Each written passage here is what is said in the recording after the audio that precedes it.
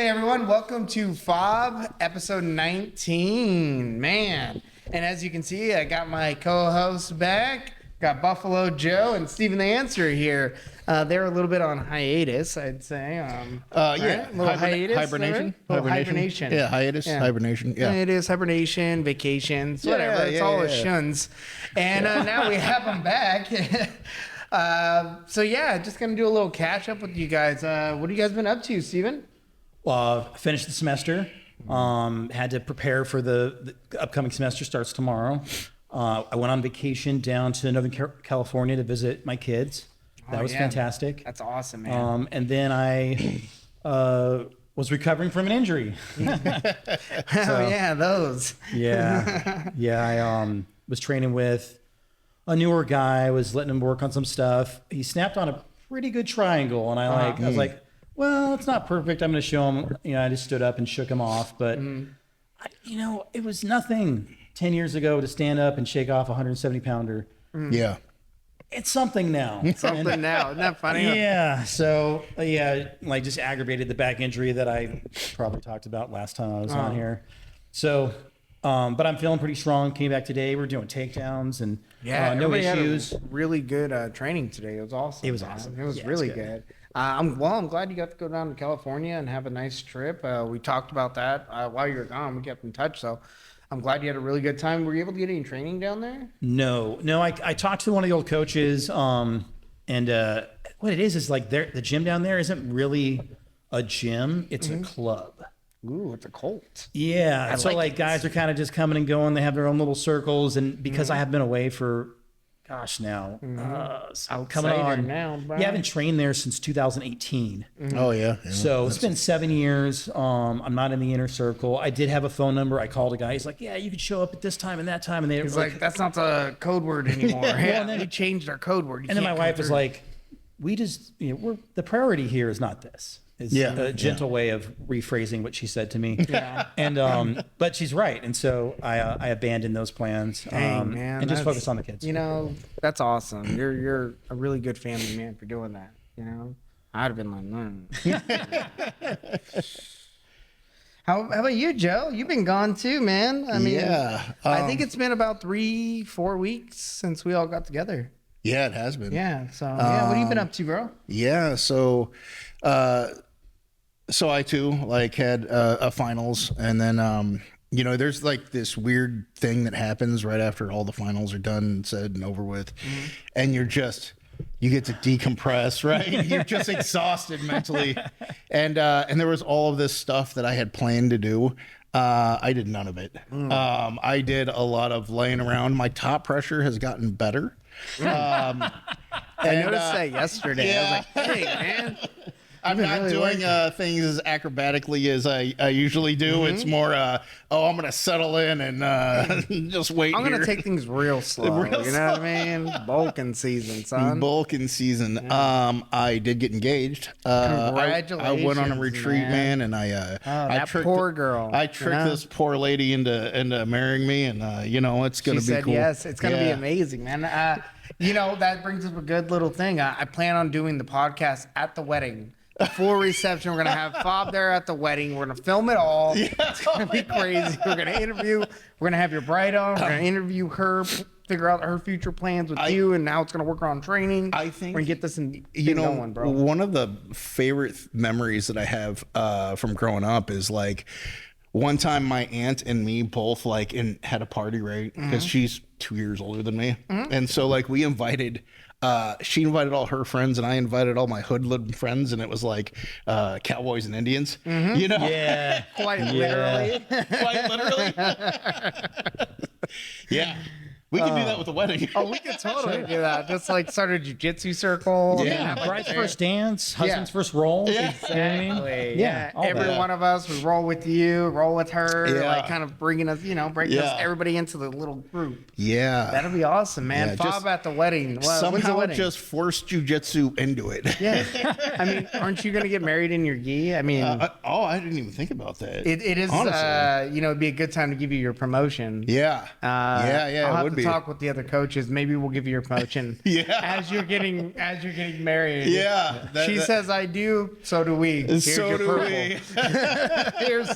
here's the black belt you've been seeking. There you are, buddy. You did it. Maybe we'll give her a black belt. Or Yeah. something. Oh, that's a good And idea. just give you like a stripe. That's a better idea, actually. And then she could be like, "I outrank you, Yeah, dude. I I don't know what you Yes. think you're doing here." Exactly. You have to bow down to her. Oos. Like, do you marry her? Oos. Yeah. Yes. Yeah. Take her on. Oos. Yes. Oos. That'd be awesome, bro. Yeah. No. That's Does gonna she be listen to this podcast? No. Okay, great. good. She does Why not. would she? Yeah. This is like all the worst parts of our relationship to her. She's like, you know.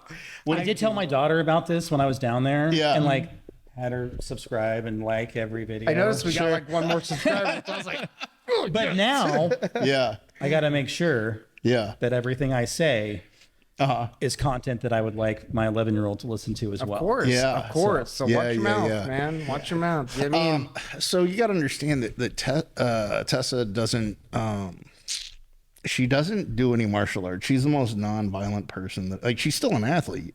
Like, she still like loves swimming and running and biking and stuff like that. She's still competitive, but she's not violent.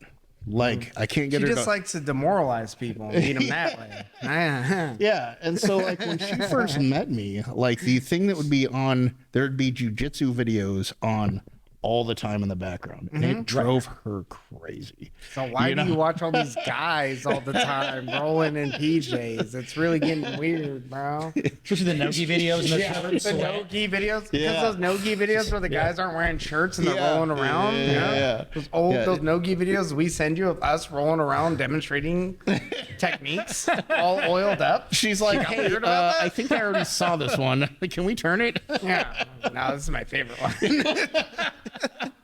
Look at the north-south on this Look guy. at the north-south. This is my favorite. Great transition. Oh man. Yeah. Well, maybe as you guys you get married and you start to intertwine your world, she'll be like, well, I have to accept this pathway, this journey of, the warrior journey. Well, that you're on. Here's the thing. I think that it's actually great that we have our areas Sure, that yes, we can it is good. retreat to. Yes. You know what I mean?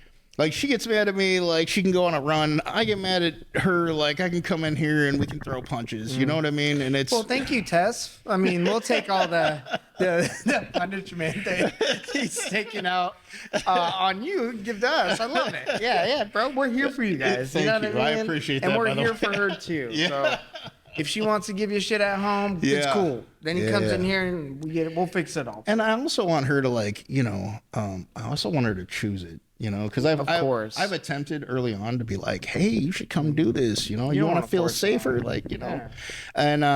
and she looks at me like I'm trying to feed her bugs or something. She's like, why would I go there? Like, Yeah. aren't you supposed to protect me? Like, Yeah, right. Like, look, I'm I dating you have for a you, reason. bro. Like, yeah, what the heck is going on? But no, my wife likes to initiate like these friendly grappling matches with me. Mm-hmm. And I'm like, your jiu-jitsu sucks. Yeah, Like, all talking maybe trash you from the should, bottom hole maybe there, you Dan. should, yeah. Yeah. I have her in Kesakatami and I'm just like kind of rolling back and forth, Yeah. trying to breathe. And I'm like, you should get some real training. You're gonna do Yeah. those dishes. Yeah. But I mean, I've got her to come in here and like bring us water, which is pretty cool. Hey, That was really that's a cool, step. man. That's But a step up. yeah, I don't think she's ever really gonna get into it. Yeah. Guys, as someone that has their significant other in here all the time, I know. Congratulations. Congratulations, by the way. don't believe the hype. It's the best thing in the whole world. I love it more than anything. They're making eye contact right now. I love it. I believe it. I I, love- for one, believe it 100%. Yes. Yeah. That we get to, that we're in here and, I'm coaching. And sometimes, when you're coaching white belts, they'll swing a punch at you and throw it a little harder than they should, Actually, and they great catch segue. you with you. And you as a coach have to be like, oh, it's just, he's a white belt, Yeah. Yeah. But, you as a significant other would be like, bro. Remember the other day when you were kind of like doing that thing I was bothering me. Well, we're gonna sneak one in now. You know what I mean? one You in, sneak yeah. one in, and we all are Yeah. on waivers. We all signed waivers. So We it's all did sign okay. waivers. It's not domestic It violence is if she not signs a domestic waiver. violence. There's paperwork involved, not domestic violence. And we had that verified by a couple police officers. Nice. That that are part of our system. So it's all good. It's legal. Yeah. It's legal. Yeah, yeah, That's it. yeah. I'm gonna stand on it. It's on video too, so It's on legal. video. Done. So yeah, no, it's amazing, guys. I know I haven't made. I don't know what to tell you guys. I mean, keep striving, fellas. You'll get there. Okay? Yeah, keep no, striving. I'm okay with it, man. And here's the reason why. She does things that I don't understand. And it's probably what makes her attractive to me. Like, she wants to just run and not stop for 15 miles. Yeah. I don't think that that's fun at all to me. To Tell me, her, I learned jiu-jitsu. I don't have to run. yeah, like exactly. Yeah. You learn jiu-jitsu. You don't I have to learned run. how to fight, so I don't have to run. Yeah, I can fight laying down. Exactly. I just lay out. Lazy man jiu-jitsu. You ever heard of it? I can fight getting up from a nap. You know what I mean? Like, I don't know. Exactly. I don't have to run. Right? You get tired when you run. Yeah, she likes to go. She swam. She did the Alcatraz swim. So Isn't she a triathlon, right? shit, yeah, Yeah. triathlete, yeah. I know, right? And so that means that she went to Alcatraz and swam to shore, right? And How far is that? I don't know. It's far. Right? I know that there are It's like, sharks. you can't see it. Well, I'll tell you this. Yeah. They built a prison out there because they believed that if people tried to escape, they wouldn't survive the swim. Yeah, right, exactly. And a Look lot of how people have wrong died, they right? were. A lot of people died trying. Yeah. Even the people that did escape, they're like, I don't know if they made it, but good on them. Good for them. You know? Hey, that's what we Solid A should for have in attempt. prison. It's like, well, you got caught. You're here. If you make it through this gauntlet, here, whatever. A gauntlet full of like I sharks. feel like that's legit, right? Yeah. Like if you Yeah. make it through, it's like, All right. it's forgiven. Yeah, You know what I mean? Yep. yeah. I think so. I think we should have something like that for, Yeah. for people that are like, not doing like crazy crimes, Yeah.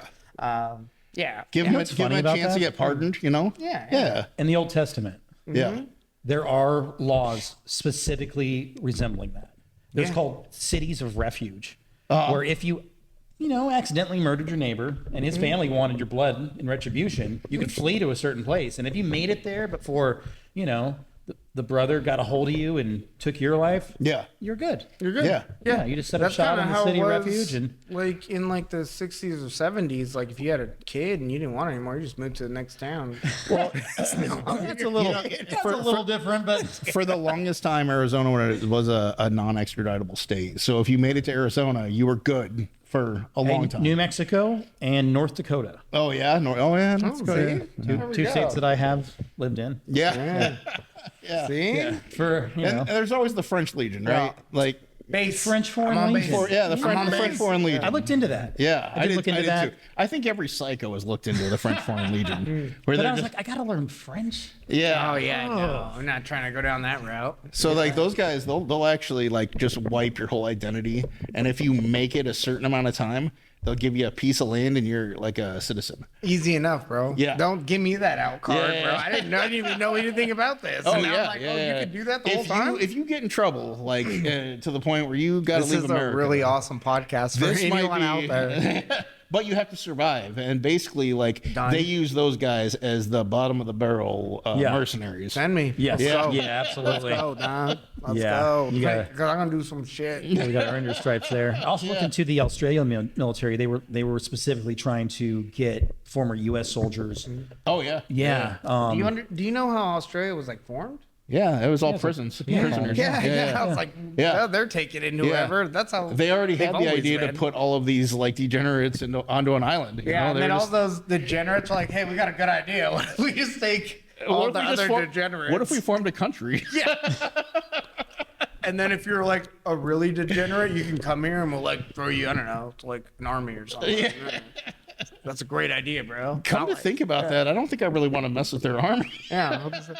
I guess I that's don't kind think of you do. how. I don't think you do. Yeah. Yeah. Was that also how America was formed, right? Too like they were Oh, sending yeah. a bunch of like. Yeah. Well. You got a choice. Well, but they no. did send a lot of like. yeah. They emptied their to settle jails, the West man, and they stuff like that to fight the Indians. They would settle. There was them out there, indentured yeah. servitude that people could sign up for in the colonies. Yeah. As a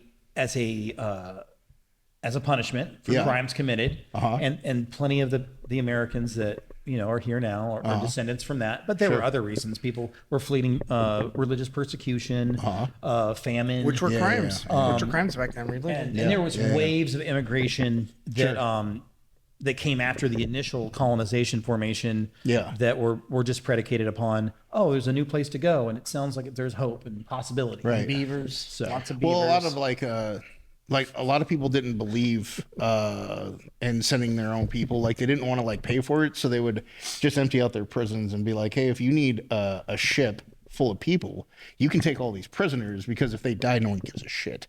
Yeah. There was a lot of. I That. mean, the logic's there. Yeah. Logic's there. Guys. Yeah. I was saving money. Like Saving some money, man. yeah. Shoot, where are we in? Oh, geez. I didn't even start. That's all right. I got it. Right Yeah, here, that's too. okay. Cool. Ah, man. Well, this turned into like a whole history lesson, which is awesome. This is the stuff we've been trying to work towards. So this is really what Forever White Belt's about. Yeah. So the history is, man, it's been Yeah. great. Well, I'm glad you had a great time in California, and congrats. Seaside. Again. I was in Seaside. You're in Yeah, Seaside. yeah, Yeah, I did was you in get down bunch to of us that were on gym the over there? coast. It was I did not. I didn't go back to it. No. Yeah. However, we talked about like going into and trying out some different arts like in the area. Yes. And I actually found a Kyokushin karate. Oh, is it Kyoshin. Kyoshin? Yeah. Oh, what? You say Kyoshin? Kyoshin? It's Kyoshin. Kyokushin? Kyokin? Kyokushin? Koshin. Oh boy. I don't know. Whatever. Anyways, I found a karate place that's out in Portland. Yeah. You know what I mean? Yeah. And I was like, Thursdays, Tuesdays, and Thursdays? I'd have to go look at it again, but it's yeah. So I was pretty surprised that there was one even in the area at all. And it's about 30 minutes I away. believe there's one in Salem as well. Oh yeah? I didn't see the one in Portland, but if it's the same one we're thinking of, I think it's Tiger maybe? Kyoshin. I think Joe got you on this one. Kyoshin. Kyokushin. Kyokushin. Kyokoshin? Kyokushin. Kyoshin. Kyokushin. Someone will comment down below and how to say this, please. Help us out. Hey, look, man, I watched a lot Domo of YouTube. origato. Normal. I mean, I don't speak Japanese, bro. I think I told you this the other day. I don't know any Japanese words. I know how to count to 10, and then I know yes, no, and good afternoon. And the only reason I know that is because Mr. Kasla, my third grade teacher, taught us that.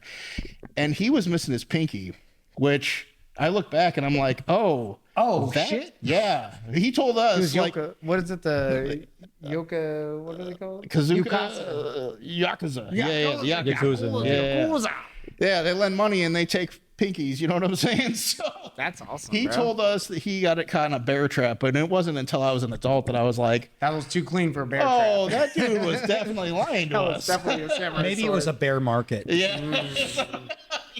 That's good. Oh man. Yeah. That's Yeah. awesome, though. Yeah. So you thinking about going and checking them out? Yeah, I think that like one of the things that like when you went to the tournament, how was that, by the way? I never got to ask you. Oh, it was great. Yeah, Yeah, it was. so- I mean, Can you explain what the tournament was? so it was a 25th annual Mighty Classic. I believe that's what it was. Okay. 25th. And basically, what was this traditional tournament? They went over. They judged off of. They judged kata weapons, which is like a form or whatever. Some people call them forms. They judged those in various arts. I think there was like kung fu there. There was taekwondo. There was a karate system. There was kempo. And they're judging the forms. They had weapon forms that they were judging, both kids and adults and teens. So there's like different categories they're going over. They also did a point spar segment of it where they did, the point sparring thing. And Okay, so it's could like you a traditional tournament. when you say traditional tournament, was it karate or did it matter? So at this tournament, it's an open, so it was any traditional form. So you could point spar like a taekwondo guy can point spar a karate guy? Yes, they could. Really? Same rules, but yeah. What about a jiu-jitsu guy? Would we still have to I guess we'd still have to point spar. Yeah, you would have points. Yeah. Oh, okay. Good luck, I guess. I mean, me personally, I think the point sparring, myself, I see I'm trying to get into this. I don't think that it's very effective for people that are trying to learn how to successfully defend themselves as an adult. I think it's great for children. I think it's great as for adults that want to maybe test the waters with it. But if you're looking to actually learn how to defend yourself, I think it's a pretty, I think it's a useless tool, honestly. I think it stops flow. When you punch stop because you hit a point, it stops the progression of learning how to develop a flow. Yeah, I just think the philosophy behind it is great for kids. It's safe. There's a safety factor involved, but I think it's impractical for adults that are learning to defend themselves. I just don't. Me, that's my personal opinion on it. If you have a different opinion out there, that's great. I don't care. Come show me. I think there's one practical application of that style of training, and that's distance management. I mean, you yourself were the champion in point sparring, correct? When I was a child. Yeah. Well, and from my observation, your distance management and your ability during sparring to stay just one step ahead of your sparring partner, I think might be predicated upon your point sparring experience. But it's just one of course, one little part of the journey. Puzzle. Yeah. So a lot of that's said due to the fact I've been doing this for a while. Yeah. But yeah, that was an early on safe way, just like competition. Like I said, I view competition as now it's a safe way to practice your technique against somebody that's not like an uki, not allowing you to drill it. This is going against a non-compliant opponent. And you have to figure that out. And those rule sets do make things a little bit more difficult to get. So I understand all that. There's a lot of safety involved with the point sparring, and that's great. Again, that's great for children. Are they? but don't stop there. Are they don't stop there. Are That they shouldn't wearing be- gear too? Are they wearing gear? Yeah. Are they wearing headgear? Lots of times, yeah. Yeah. They'll wear headgear. Lots of times they'll wear so they won't wear 12-ounce gloves or 16-ounce gloves. They'll wear maybe 6 to 8 ounce gloves. Okay. With that have the open palms, but they don't do any grappling.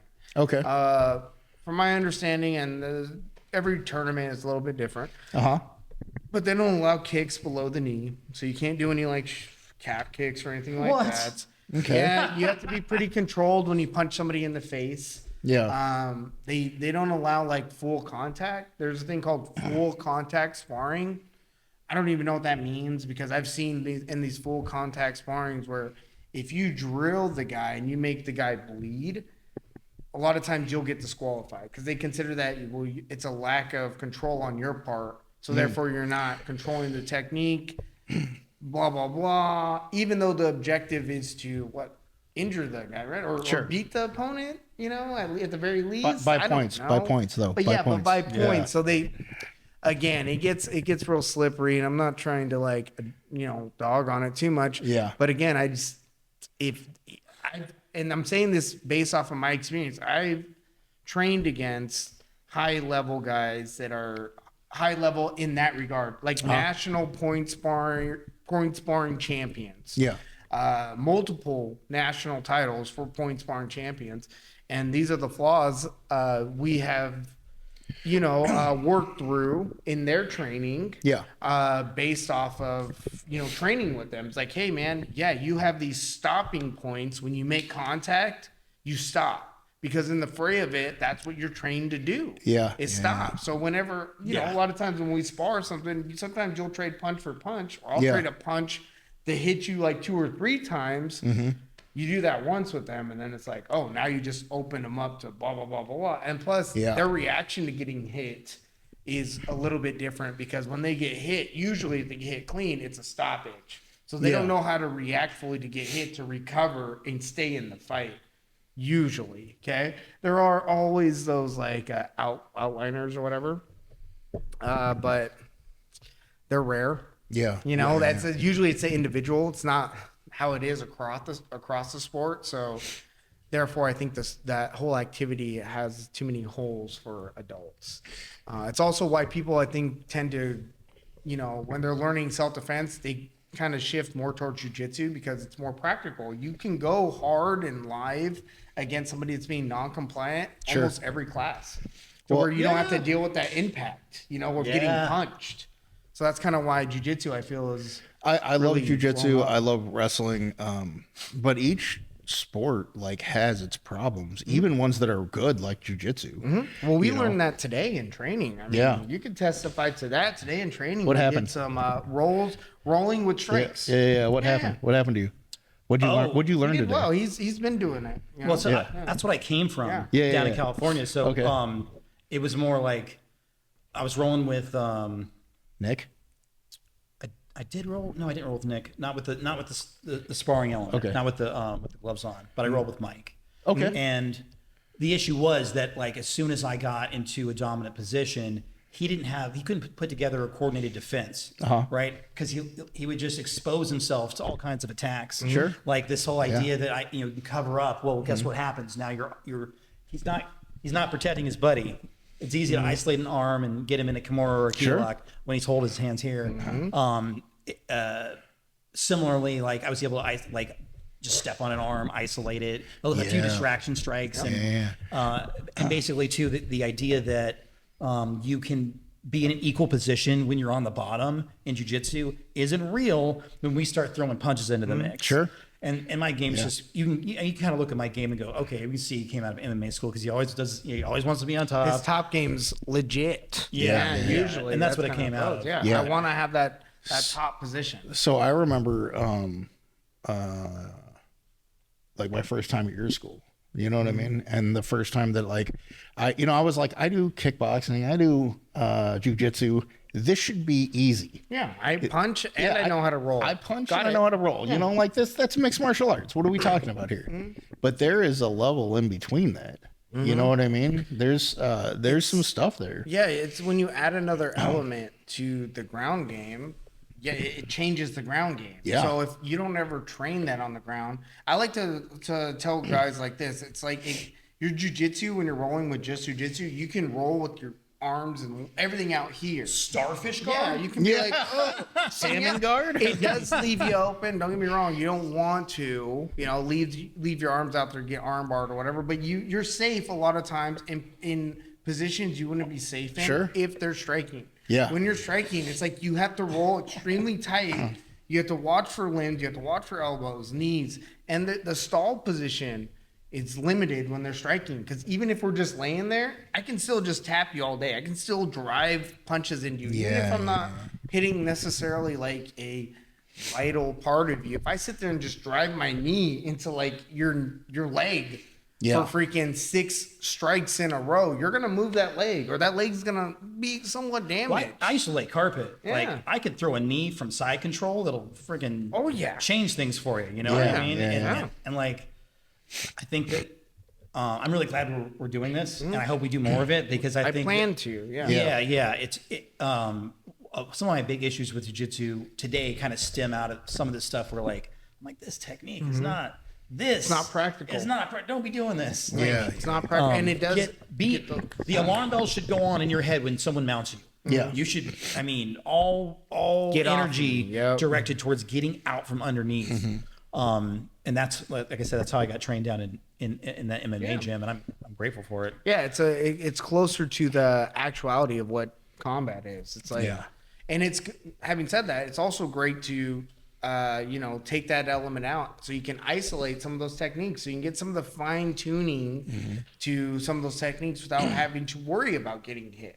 Yeah. So it's good for both, but you should be doing both because if you fill up over here, this one kind of does this. So you want to have that nice balance of the And two. here's the thing, man. I've come to terms with this. Like we're trying to make sure that we shore up all our weaknesses, but not everybody's trying to do that. That's what I agree. You know what I mean? And so there are tournament jiu-jitsu schools, and that's what they do.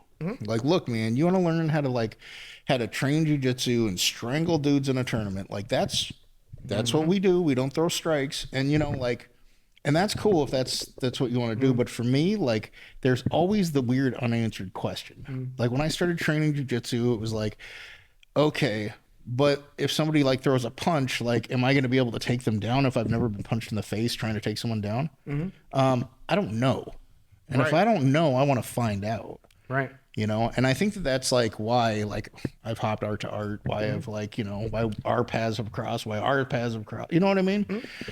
And Go yeah, ahead. go ahead. No, go ahead. I was gonna say, you know, after we had when we had our meeting, coaches meeting, yesterday, and you know, leading up to all that stuff, I've been thinking about, you know, adding this element, and the reason being is because we want to be able to offer as many services as we can. You know, Yeah. I brought that up in the meeting yesterday. Yeah, we have kickboxing on the door for, hey, we do kickboxing at this time, and that's technically our striking class. Yeah. But it's not a like natural like kickboxing class either. It's we teach striking here. Yeah. And the best way, like the most marketable way we can say that is kickboxing. We use our hands and our feet.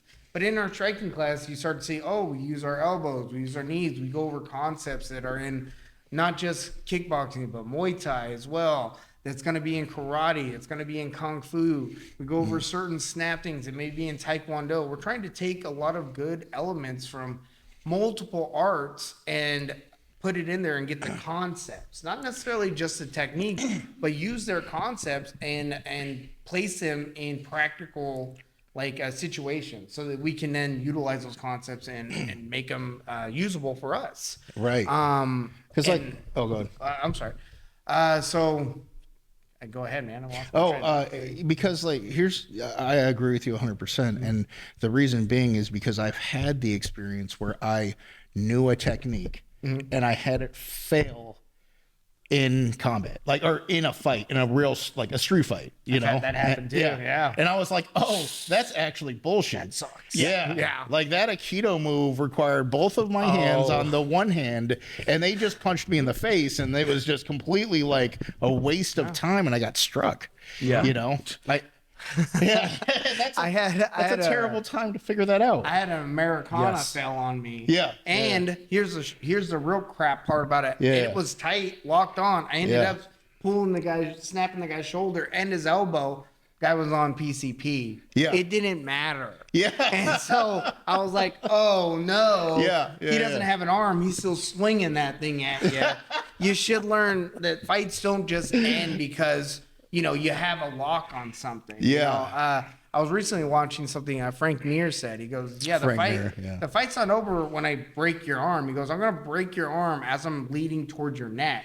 And then once I get a hold of your neck, then I'll dictate whether or not I want the fight to stop or whether or not, you know, I'm going to continue on. He goes, but that's the real control I'm trying to get to. It's I want to get to your neck because then I can really stop the fight. Yes. Right. Because I have the ability to end you at that point, you know? Yeah. But the philosophy is this: if I can break your arm, then I can take your neck. Yeah. Because you had both arms when we got into that conflict. Yeah. And now you got one. Exactly. He's like, I'm doing that on my way up to your neck. He goes, don't think the fight's over just because you tapped out because I broke your arm. I go, no, you attacked me usually. I'm not going out there attacking people. This isn't a self-defense scenario. You attack me, I'm breaking your arm as I'm getting to your neck, and I'm ending that. Like, I'm putting you to sleep, and that's it. And I'll put you to sleep whether it comes with impact or if I get around your neck. But that's usually how the fight's going to end. Is either you're going to stop me and put me to sleep or kill me or whatever, or I'm doing the same to you. Like, that's usually how it's going to And if you need to, break both arms. break both arms to get to that neck. Yeah, if you got to. Here's what's really funny about that. Like, most people from watching professional wrestling or maybe from the military or like they all know the sleeper hold, the mataleon, the rear naked choke. They all, like, there's so many versions of it, and a lot of people across a lot of different walks of life know it. Or at least they know that, like, if somebody stops breathing, it's not a good thing. But they don't know, like, that they don't know that they can put someone out in 3 to 5 seconds. Yeah. They don't know that every second after you hold it, that they are unconscious, that it takes them longer to wake up, and they don't know that after maybe 3 minutes they're dead, right? Like, Hell yeah. like those are details that are like when you teach this move, like, and I didn't know about like I was in the army, right? They taught us like some Brazilian jiu-jitsu in the army, but they taught it to us really quick. They taught us a few moves, and they were like, "Go, you guys are killers now." Yep. You know what I mean? Well, they gave you a bayonet. Yeah. No, we didn't get a bayonet. You didn't get a bayonet? I didn't get a bayonet. The infantry got a bayonet. What year were you in? 99 to 01. 99 to 01. So I was in 06 to 10. Well, let's stop You giving know? No bayonets, huh? No No bayonets, no five. They got Man. rid of them. I mean, there's a Mark 19 who needs a bayonet. Hey, man. Yo, Yeah, it's nice well, to have, bro. Yeah, by then, like we weren't Never allowed to. heard- By the way, by then we weren't allowed to use the Mark 19. The Mark 19 is a rapid fire grenade launcher. It's anti-material, not anti-personnel. By the way, and by the time I got there in Baghdad, we weren't allowed to use it by then either. So But I hey, was bear just, in mind that yeah. there was a soldier in Korea that killed 19 men with an E-tool. Oh yeah. So yeah, that's the kind of soldier I aspired to be. We did have e-tools. Yeah. That's amazing.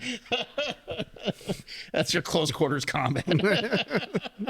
No, but my point is that, like, you know, a lot of people know the move, but a lot of people don't know those specific things. Yeah. Right. Like, so they don't know, like, they just think, okay, I got to hold on to this and I don't know when I'm supposed to let it go. Oh. Yeah. I think that's kind of the misconception too of fighting. Like I said, Yeah. everybody has that misconception of what they can do, or like because their uncle taught them how to throw a punch. Now all of a sudden I know how to fight. You know what I mean? And it's always those little nuances that people that have been doing this, that are trained, they Yeah. know that stuff. Like, you know, when you have a lock on and it's secured, and you're like, bro, Yeah. if I go even a centimeter farther, Oh, yeah. this is gonna either hyperextend or break. Like, Right. I've been in this situation enough Yeah. to know it's not gonna end well for you. So like either tap or something. Like, I was training with a guy who should have known better, and he was a purple belt, man. And I locked up a heel hook, you know, and I know how good my heel hook is. You know what I mean? Yeah, it's fucking strong. There's no room. And so like he started thinking that he was just gonna rip out of it, and I've learned. And I just let it go. He's like, "You didn't have to let it go, man." And I was like, "Yes, I did, dude." Do you want to walk? Do you want to walk out of here? Yeah, like I'm not trying to like have that on my conscience. You know Not what I mean? today. Yeah, that's ridiculous. Like it's not. We're not. There's no medals in the gym that I'm going after. You know what I'm saying? Although we may get some here, man. Friday night free for alls, we may be hanging up medals. Not everybody does that with their training partners, Joe, and I'm Yeah. glad you're someone that does. Well, you know what? I would hope that somebody would do it for me. Yeah. Yeah. You know.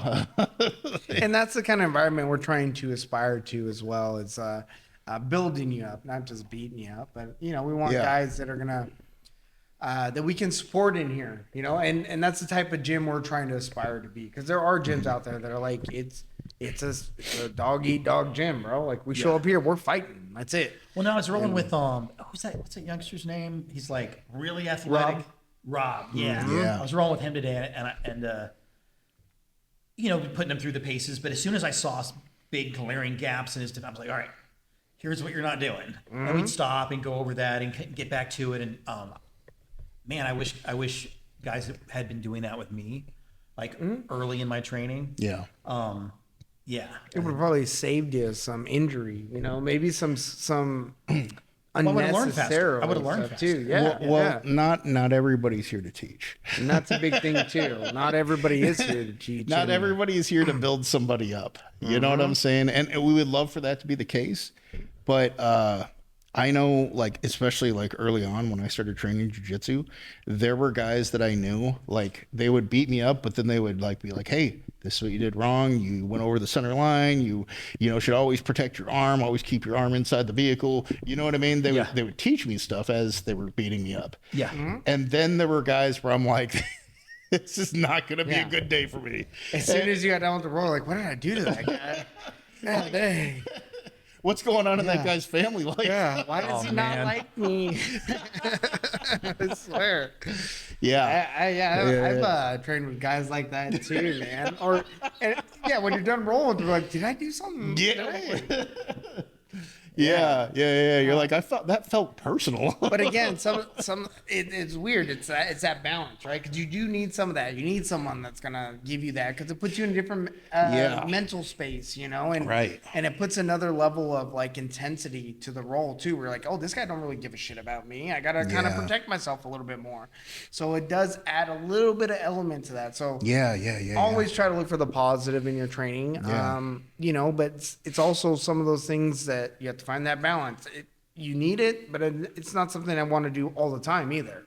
So if I'm always training and there's always that guy, I may not always train with that guy. I may be like, hey, I only roll with this guy like once a week because that's all I really need of that. But here's the that's what I'm trying to do. But here's the service that they do to the community, the gym, right? That if you get a guy like that, like if you choke a guy like that, you know that it was real because he wasn't giving you an inch. Yes. You know what I mean? And you know that you're getting better. That's why I always roll with white belts, bro, because they're not letting you. They're not letting you. You just, that's how I know I'm good. Yeah. Keep it forever, white belts, bro. I love how you were wearing your white belt and you're like, hey, man, we're the same rank. And I'm like, this is not going to go good. Yeah. Jeez. We are the same rank. Forever white belts. I love it. Man, I can't. Yeah. Love it. Yeah. Well, guys. Yeah. So what do we have going on coming up? What do we have coming on? Well, school's going to start, right? So it's going to be another real tough semester. Tomorrow. Yeah, buddy. You guys are already going back. It's tomorrow. Yeah. I forgot it was tomorrow for some reason. You're going to miss the first day of school? You better get there, boy. Yeah, so I guess it's tomorrow. And then I'm going to contact the WSU Jiu-Jitsu Club officers right after we're done here. And we're going to find out what our schedule looks like, you know? Nice. And then, you know, once we have the curriculum for the women's self-defense class, we are going to implement that. And then we're going to go from there, man. Yeah. I am going to be trying to come in here at night again, because I've been coming here at noon. And so I'm going to try to get here a couple of times a week at night so I can train with you and get some striking in. Well, a lot of it, too, is working out just that curriculum for the up-and-coming program, the women's program that we're developing, putting together, and soon to come. Soon to come. We're going to have a... Do some snake hands? Yep. Exactly what we're going to do. Exactly. We should teach them how to pull a gun. Guys, don't hand out all the techniques, all right? That's pretty much all we're... I actually helped teach a women's self-defense course at my old karate school a long... I was like the training dummy, basically. I was going to say, you're the guy that is dressed perfect. up. That's what we're having this guy do. Just dress up. That's the best spot, dude. I get to be the attacker. Finally. Yes, I know. Getting beat up by a bunch of women. Now, thank you. Restomp the groin. Checked off my bucket list. Yeah. By the third time, they've restomped the groin, though. It's like, all right, what are we doing here? Yeah. You know. We got to be real careful making those jokes, too. We should definitely are going to be real careful. Yeah, we have to be...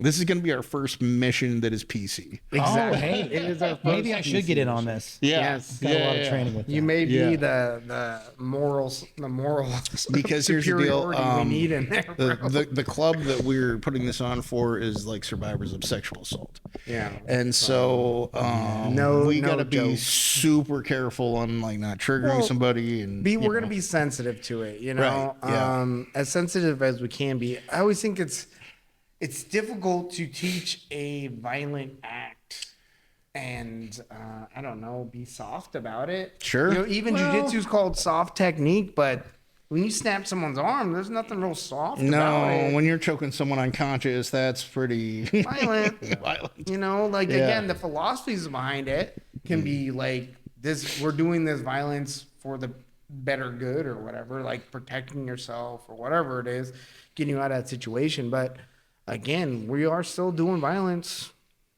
ultimately. So, we just we're going to work it out. We're going to work it out for sure. And we're professionals when it comes to that sort of stuff. So, and ultimately, like I said, our main mission and our goal is to help. Yeah. So take what we say sometimes with a grain of salt. We're not trying to, I mean, it's an individual, but you ever meet us out in person, we're not trying to be dicks, I guess. We just naturally are. So I'm sorry. I'm sorry. Yeah. Sorry. Well, I'm just kidding. I mean, I've come a long way. You have. Me sir. too, man. Yeah. Me too. You know, this has helped a lot with communication. It's helped me like talk to like professors more. You know, like you guys. You know, and this has been awesome for me. Yeah. I would say if we're talking just on individual levels, for sure. I mean, if we were to look back and just analyze our first interactions doing this stuff compared to where we are now, just night and day almost. Did you man. see the first Night and the day. first picture that I think it might have been just me and you or something like that, and it looked like I wanted to kill you. Yeah. And the reality of it was I was just concentrating. I thought you were gonna say I was just constipated. No, I was just trying to think. Yeah. You know what I mean? You're like, why does it look like you want to punch me? I'm like, I was just trying to think, just dude. trying to think, man. What a funny face to make. I'm trying to not say the word fuck or anything that'll get us canceled. Not right off the bat.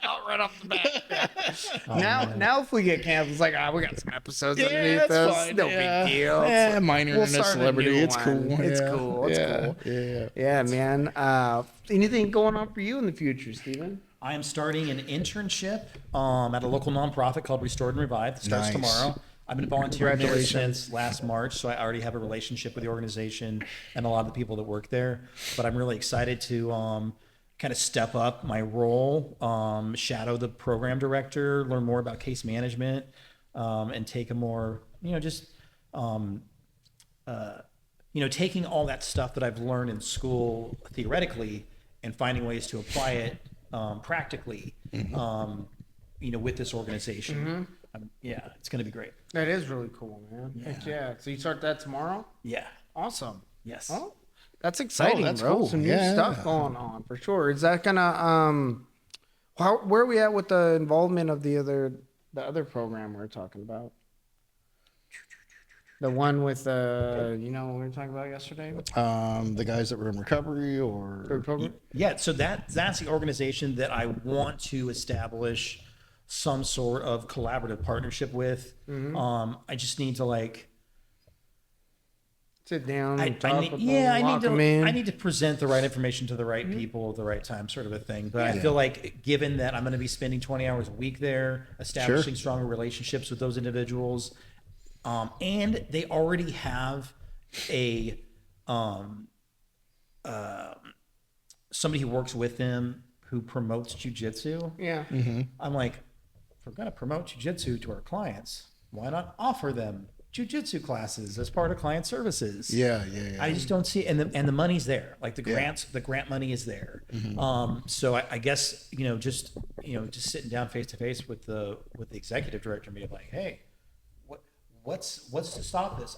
I think it'd be a great success. Maybe I can I don't know, something just like, let's do a trial run. Yeah. You know what I mean? Let's get two people in there and see what they have to say about their experience. Sure. And we can get participants in here, you know what I mean, with you and me and Nick here, and everyone else. Like, I just feel like they're gonna be like, wow, this is great. It's so good for me. And then that could turn into something that's more, more developed. Well, the potential's there for sure. I'm glad It's you're there. working on stuff like that, and Joe, I'm glad you're working on other things too. I mean, we're collectively just trying to help the community, build up the gym, and spread a positive message. And I mean, you're the right guy to go to for, at least based off of your experience and what martial arts has been able to do for you, and share your experience and how it's like an outlet for you and a hub for you and a positive thing for you. Even though we are teaching, at the core, we're teaching violence.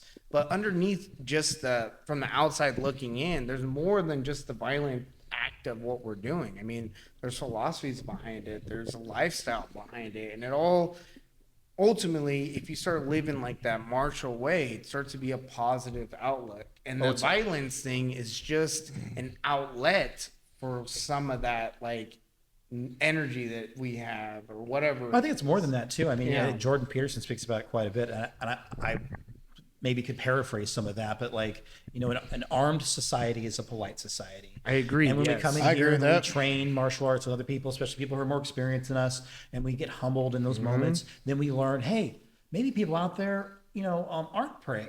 Yeah. And if you're someone who struggled with addiction or a criminal lifestyle, and you come in here and you start to develop connections, community and camaraderie, and you're able to develop yourself, and you get some character out of it at the same time, like that violence that you're being taught isn't going to lend to more violence on your behalf. It's going to lend to humility, and it's going to lend to confidence and competence in your own life. That, I mean, for me, it's like my horizons have expanded, and I don't think that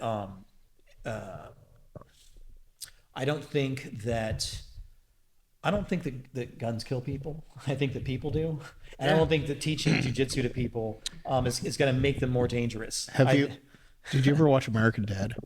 Of course. Yeah. Yes, sure. Did you see the one where he's like, "Oh, guns kill people," and he set his gun down? He's like, "Gun kill people."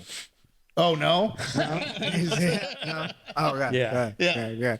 Well, it's not a unique experience too. I mean, like, Joe and I have a really similar story with a lot of stuff, and the same with other people that participate here in this gym. And I just like, I haven't come across the story yet where the guy was like, yeah, I had all these problems in life, and I started training jiu-jitsu, and it just got worse. Man, I have not ran into that yet. Yeah, and I'll me tell you neither. what, the day I do, I'll let you guys know. Yeah, we'll have to reevaluate jiu-jitsu as a whole at that Yeah. point. What are we even doing, guys?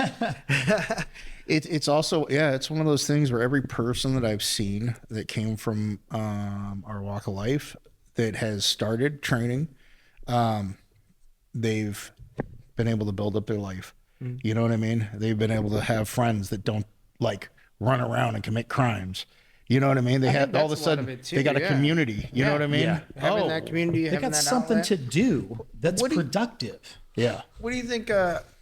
What do you think it is when you come into a gym? Let's say you are struggling with some of those issues, and you have like, I'm a badass and all that. Even that sort of like mentality. Sure, you yeah, come sure. in here, and you get your ass handed to you by a guy, and that guy's like pleasant to be around. He's a nice guy. He's helping other dudes out. Like, what do you think that does to somebody? It's like, what the hell's wrong with me? This guy can murder me if he wants. Yeah. Maybe I should change some of that. You start to almost see that and want to adapt to some of that because you can respect his skill set. You're like, I want the skill set that he has, and maybe his demeanor, or maybe his attitude or mentality is part of what got him there, and maybe that's something that people want to emulate because they see it and they respect that person due to the fact that that person has a high level skill set in this regard.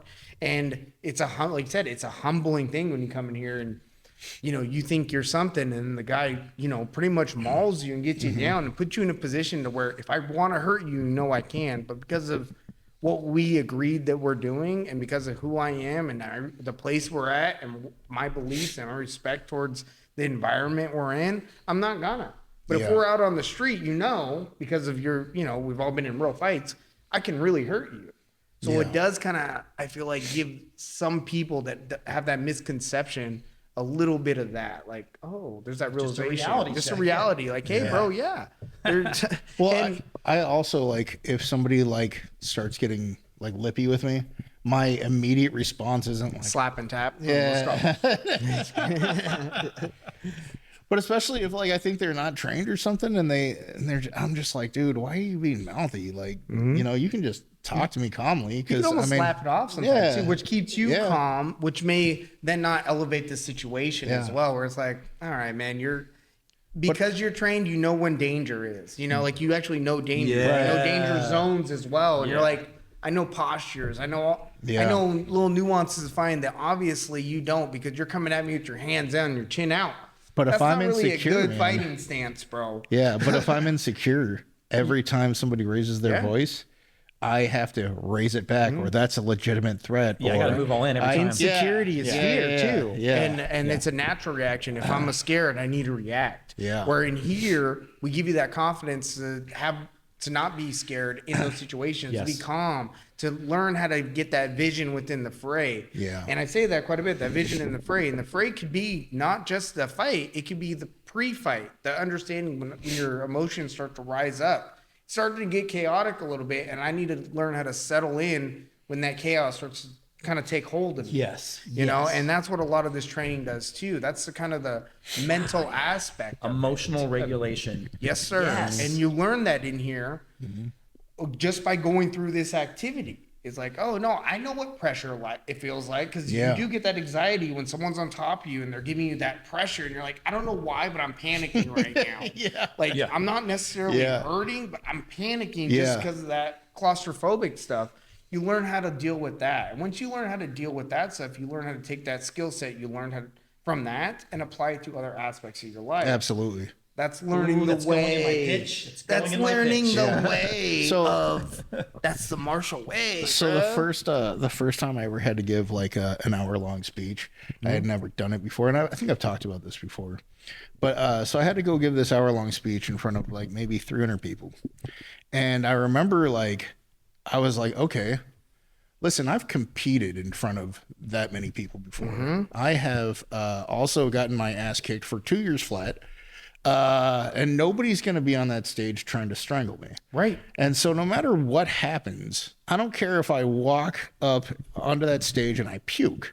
Like, I'm still going to leave okay. You know what I mean? Yeah. And that was like, and it really, really helped, man. You know, it really helped the anxiety. I still got anxious. It wasn't that I didn't get anxious, but I you also had the tools to learn how to deal with that. Right. to navigate through it, to be able to walk. I think we've spoken you know? about this before, where I'd say martial arts is the hub. You know, if you look at martial arts as a hub of like your life or your existence, whatever, you can find almost all aspects of life within this thing that we do. Yeah. Because it encumbers the 3 prongs of life that I think things stand on: mind, body, spirit, right? That's a lot of like what religion is made out of: mind, body, spirit. Well, you find all those things in martial arts. And when you collectively get together with like-minded people, now all of a sudden we're all pursuing this stuff. We collectively believe in the same philosophy, the same principles, the same like training methods, and we believe in that stuff. And from that, we develop tools that we can then use these tools to attack other aspects of our life, much like religion. Yeah. Join our cult. All right, Steven, you were going to say something. I'm sorry. I think I cut you off. Oh, just now? Yeah. Well, maybe a couple moves back. Gosh, I'm not sure. Yeah, But man. I'll say this, like today was a great example of that. Yeah. It was so fun, just kind of like taking a step back and looking at all the different like pairings of people working on different stuff, like just really trying to make each other better. Chris brought his brother in again. It was really cool. Wonderful. And Chris? Yeah, buff Chris, bro. Muscular Chris. He You brought know his brother in? Chris? Yeah. yeah, this is the second time. Oh, nice. His brother lives down in like Salem or something, and he's come up to visit a few times. And, Oh, like, that's cool. They're in here, Awesome, like man. you know, bonding more or less. And, yeah, Is he big too? He's tall. Yeah. But he's not as He's not as Yeah, muscular. he's not as jacked. muscular. Yeah. Yeah. Chris. And they have their own story and stuff, which Yeah. we'll have Chris on again. He can even maybe his brother in the future, and they can go over that stuff. But it's been a really good bonding experience for the both of them, I feel like. And again, there's that hub. From this activity we do, we can now translate this to other aspects of our life. Well, it's so cool. We come in here, like, I didn't know what the curriculum was going to be. Like, everybody's like, I guess we're doing takedowns. It's kind of happened organically. And, then it evolved into some MMA stuff. And, like, and everybody just got on board, getting where they fit in. Yeah. You know, really just like all these different personalities all coming together and working together, you know, For the betterment of the group. harmony. In harmony, yeah. Yeah. It was pretty cool. We're beating each other and also building each other up, and we're standing on that. And that's what's great about this. When you can find that, whatever your tribe is, whatever your group is, if you have those like positive principles and everybody's trying to help uplift each other, that makes it a welcoming environment. And that's part of the goal we're trying to accomplish here. Yeah. And because that is what it is, it makes me want to be here more. It makes me want to be more invested in what we're doing, because it seems like such a positive message. Yeah. And that's part of why like we started this, part of why we're doing what we're doing, so we can help share this message with everyone, you know, whoever would also like to be a part of it. We'd love to have you come be a part of it.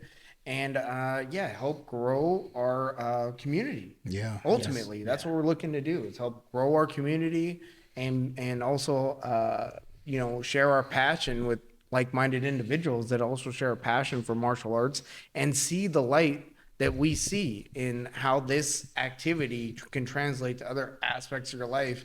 And you can use the things you learn here to help you get through a speech, to help you do a test, or help you with the adversities that you face in your own life.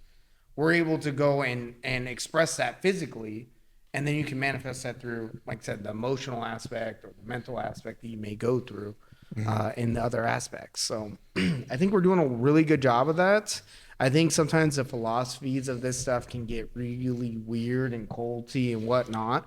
But I think it's also good that we're able to express that stuff and talk about it, because it's important to kind of get other people's opinions on those things. And we've created a safe environment to where we can bullshit about that stuff and kind of throw ideas at each other. Is there a line that you draw when you think that something is, because we've both been a part of gyms that were all of us have been part of gyms that have been kind of culty. Mm-hmm. Is there a line that you can identify where you're like, this is too much? For like if I was to go join a gym? Yeah. If you could go join a gym, like for me, I think that if there was a coach that didn't want me to train somewhere else, that is definitely a red flag. Yeah, like I don't think that's right. You know? I think that's becoming more and more taboo.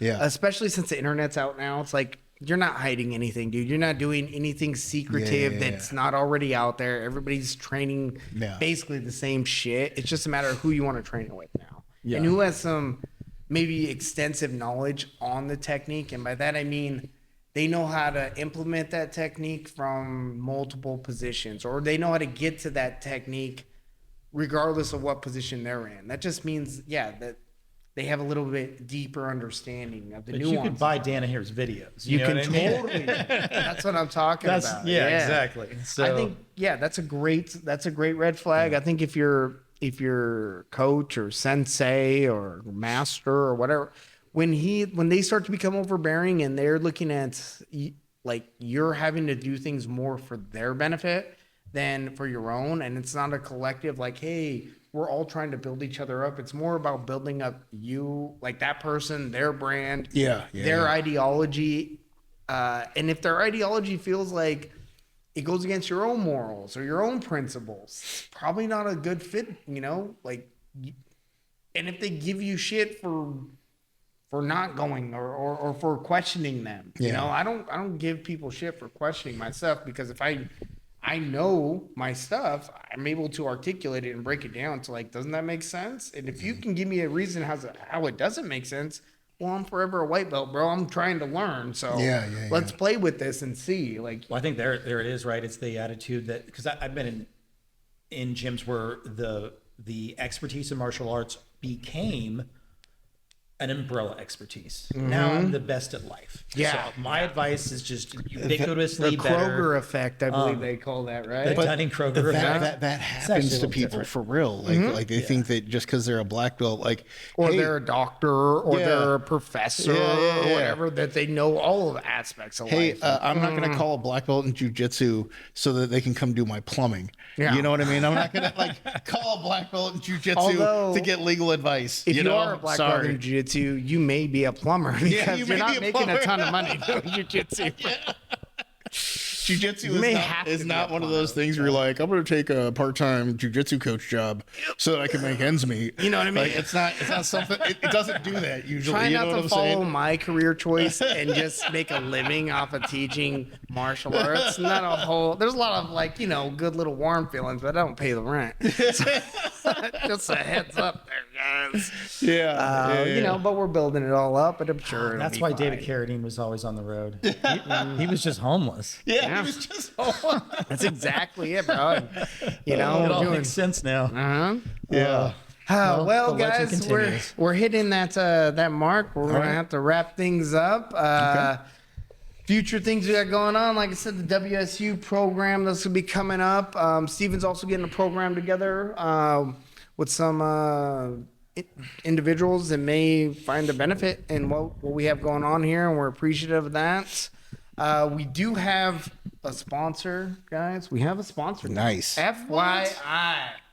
First we have a one. sponsor. Number one, we have Matthew Taylor, Dad, aka Dad, the Scrapyard Fighter of the Year. He has his shop on, I think it's Dad's house. It's going to be in the description below.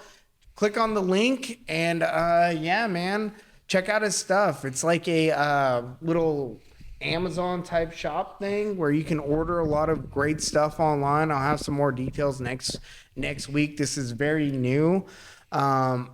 And yeah, I'm just glad to have a sponsor now, bro. It's awesome. I'm stoked Yeah. he got Fighter of the Year too. Yeah, he deserved it. Yeah. Not just a sponsor, but we got the Fighter of the Year who has his own online store that is also training here. So Yeah. anybody out there that wants to come through and train with the Scrapyard Fighter of the Year 2024, Matt Taylor, come through. If anybody wants to come through and train with, Chef or Mighty Matt or Big Ugly or Ain't Nothing Yet Slav or me or Red Fox or any of these guys, come on through, man. We're here to like I said, help build everybody up and find like-minded individuals. When I say I'm Medusa,